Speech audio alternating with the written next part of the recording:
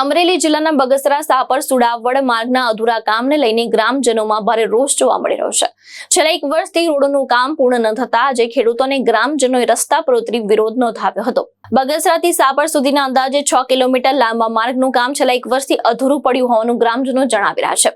આક્ષેપ મુજબ તંત્ર દ્વારા જૂનો રોડ તોડી નાખવામાં આવ્યો, પરંતુ નવો રોડ હજુ સુધી તૈયાર કરવામાં આવ્યો નથી।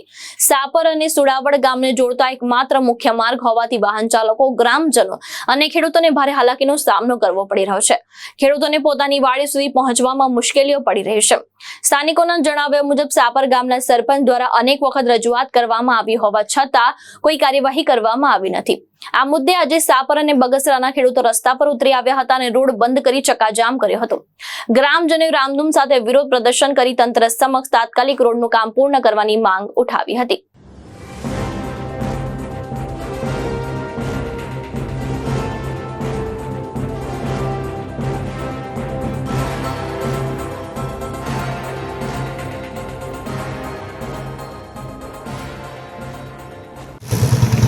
મારું નામ રતિભાઈ વલ્લભભાઈ ચોટિયા, હું સુડાવડ ગામ પંચાયતનો સભ્ય છું।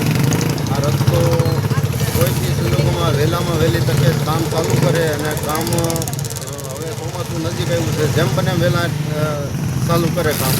આ લોકોને બધાને બહુ તકલીફ પડે છે, એના માટે વહેલા જેમ બને એમ તકે ચાલુ કરાવે। જય ભારત। મહેશ બારિયા, દ્રષ્ટિકોણ ન્યૂઝ, બગસરા, અમરેલી।